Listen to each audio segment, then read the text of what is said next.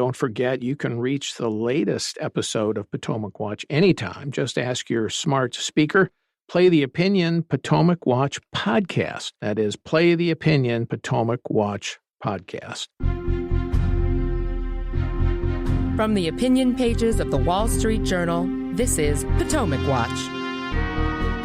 Welcome back. I'm Paul Gigot here on Potomac Watch, the podcast of the Wall Street Journal opinion pages, here with Bill McGurn and Kate Odell. President Biden has been ratcheting up the rhetoric against Israel and the conduct of the war. And on MSNBC on the weekend, he got even tougher. Let's listen. Would invasion of Rafah, would that be a red line? It is a red line, but I'm never going to leave Israel. The defense of Israel is still critical. So there's no red line. I'm going to cut off all weapons so they don't have the Iron Dome to protect them. They don't have. But there's red lines that if he crosses, and he cannot have 30,000 more Palestinians dead as a consequence of going after. There's other ways to deal with the trauma caused by Hamas. Well, Bill, that was not the clearest explanation of what a red line actually is there. He seemed to be suggesting in the first instance that, well, if you go forward to clear out Hamas from Rafah, which is a city in the south and the last remaining stronghold of Hamas, that if Israel goes to try to clear it out, that would be a red line, and then something would happen if you cross the red line. Of course, he didn't say what. He's not going to cut off military aid to them. So what is he going to do? But notably here, when people talk about red lines, presidents, it's usually about adversaries. Don't do that. It's rarely that you say, in fact, I can't remember an instance where you say to an ally, oh boy, you better not do that, or else. Right. I can't think of an incident either. I think it's unwise to draw red lines. You don't know the circumstances with which something's going to happen in the future, so you don't want to handcuff yourself in. I think privately you can tell groups not to do something, and if they do, speak softly and carry a big stick. Punish them by doing something about it. So it's very confusing. It goes back to what you were saying. Hamas had two strategies. One was killing 1,200 innocent Israelis, including grandmothers and grandfathers, children, couples, and so forth, and just slaughtering these innocents in very brutal ways. But the other half is what you were suggesting before. They want the killing of innocent Palestinians, of civilians. That's why they're in the tunnels and the civilians are on top, helpless. And they've kept on doing it. They don't care because they recognize, as you suggested, that the death of Palestinians is a big win for them. And it makes people much more sympathetic to their cause than if they were just stuck on October 7th, their actions. So I think it's a deliberate strategy. And if President Biden had just devoted like a paragraph to saying that this is a deliberate strategy. We want civilians protected, but Hamas has to recognize its obligations and stop using them as shields and so forth, and that they're doing this as part of a strategy. Put all the demands on Hamas, saying that you can't expect Israel to care more about Palestinians than Palestinians themselves. If he had just devoted a paragraph to that, admitting the problem in the main is Hamas and its willingness and eagerness to see dead Palestinians, I think he would have more credibility with Netanyahu about other things he wants. Yeah, there's a particular focus here on Netanyahu as well, the prime minister, because Netanyahu, of course, is, at least on the American left, has become something of a devil figure and is seen as some kind of unreasonable leader. On the other hand, he is the prime minister. Okay. He was elected by the coalition and is now the war leader. So whatever you think of him, he is representing the Israeli people. And the administration's policy or rhetorical policy here seems to be to separate Netanyahu from everyone else. And let's get Netanyahu's response. Well, I don't know exactly what the president meant. But if he meant by that I'm pursuing private policies against the majority, the wish of the majority of Israelis, and that this is hurting the interests of Israel, then he's wrong on both counts. Number one, these are not my private policies only. They're policies supported by the overwhelming majority of the Israelis. They support the action that we're taking to destroy the remaining terrorist battalions of Hamas. They say that once we destroy the Hamas, the last thing we should do is put in Gaza, in charge of Gaza, the Palestinian Authority that educates its children towards terrorism and pays for terrorism. And they also support my position that says that we should resoundingly reject the attempt to ram down our throats a Palestinian state. Kate, interesting and forceful response by Netanyahu, respectful of the president, but nonetheless very clear on 2 points. One, that the policy or the strategy of going into Rafah is something that the vast majority of Israelis support. And two, that at this juncture anyway, they don't support a two-state solution, which would be the Palestinian state in Gaza and the West Bank, because the Palestinian Authority is not yet trustworthy to lead. And when Netanyahu says that, I think he's right. Elliot Kaufman's over in Israel now and has been writing about this. But Benny Gantz, who is the main opponent of Netanyahu politically, but joined a particular war cabinet after October 7th, he supports going into Rafah. Yoav Gallant, the Minister of Defense, he supports going into Rafah, though he and Netanyahu have often been at odds. And the reason is that if they don't go into Rafah and Hamas is allowed to survive there, then Hamas will not be destroyed and Israel will not achieve its main war aim. Right. I mean, I thought part of what Netanyahu's statement that was so powerful was describing, he has his own red line, that October 7th never happen again. I think the term red line should probably be retired because it's so profoundly associated with Barack Obama's line in Syria. And it was a red line that went unenforced. I think this looks similarly impotent from the president, in addition to being just wrong on the merits on how to treat an ally. He didn't leave it open for shutting off Iron Dome, these missile interceptors that Israel relies on, but he did kind of leave it open a question about what he might do if Israel goes into Rafah.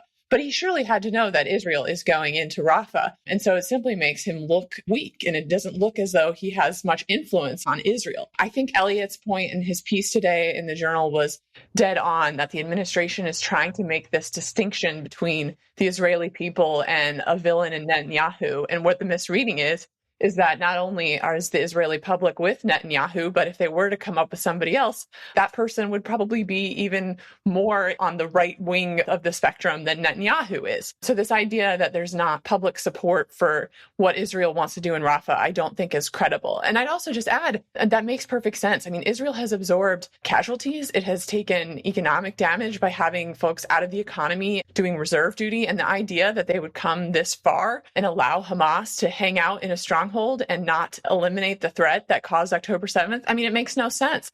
It would risk, if anything, repeating some of our own mistakes that the U.S. made and not doing enough to finish off the threats in the Middle East before departing. So I think that's clear why Israel is so dead set on going into Rafah. All right, we're going to take another break. When we come back, we'll talk a little more about the Biden administration dispute with Israel over the war and some of its domestic political implications here in the U.S. when we come back.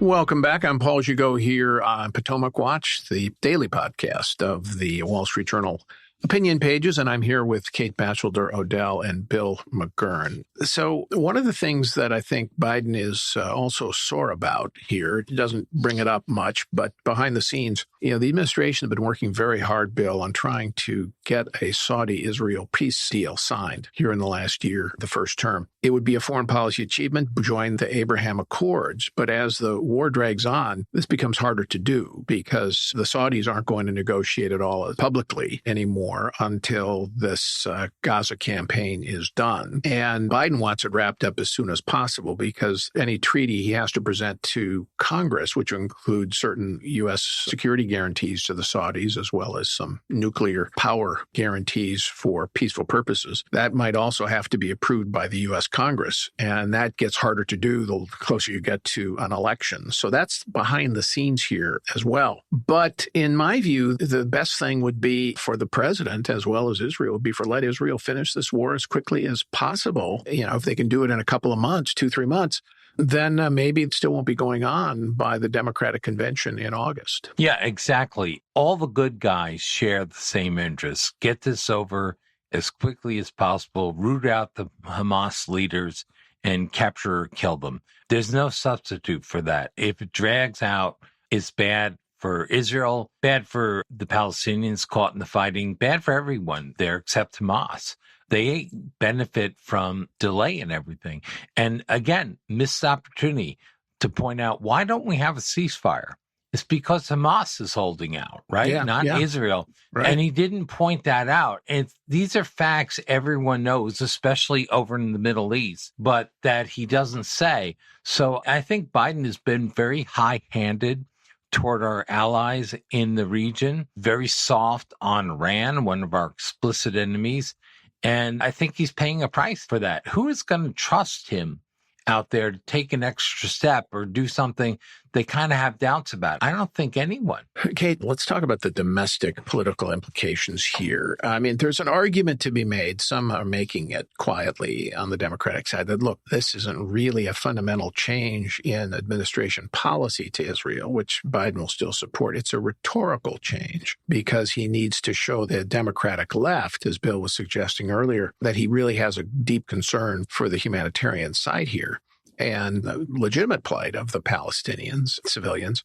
So he's trying to kind of maneuver here between his left-wing faction and the main part of his party, which is still very pro-Israel. And so he's giving a lot more rhetoric to the left, but he's given the policy to the pro-Israel side. What do you think of that analysis? I think it's true, but I think it might be riskier than the president appreciates because he looks unwilling to defend his own policies. And I think that voters do respect a commander-in-chief who goes out and explains why what he's done is correct. And to Bill's point about hearing nothing from him about the hostages, some of which are American citizens, and having those hostages not be a centerpiece of his thinking about Israel and explaining to the public why that merits the U.S. support of Israel's war. I think giving Israel weapons, I mean, so much of what we've been giving Israel are precision bombs that help Israel reduce civilian casualties. We give them GPS guidance on bombs that help them strike within 10 feet of a target as opposed to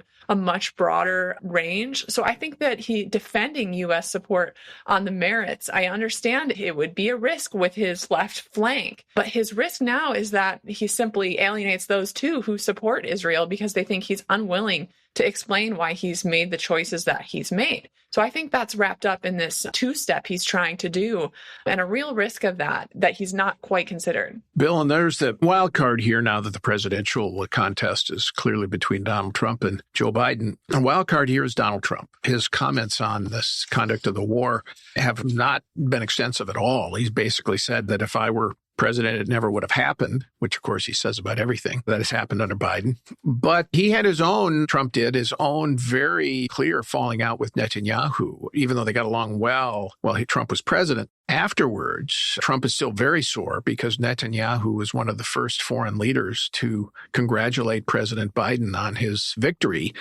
and to reach out and try to, obviously, an act of goodwill. But Trump wanted him to, of course, hold off because he thought that Biden had stolen the election. And that's the kind of personal grievance politics that could affect Trump in his dealings with Netanyahu. Yeah, I do think, though, Donald Trump reads the polls, very avidly.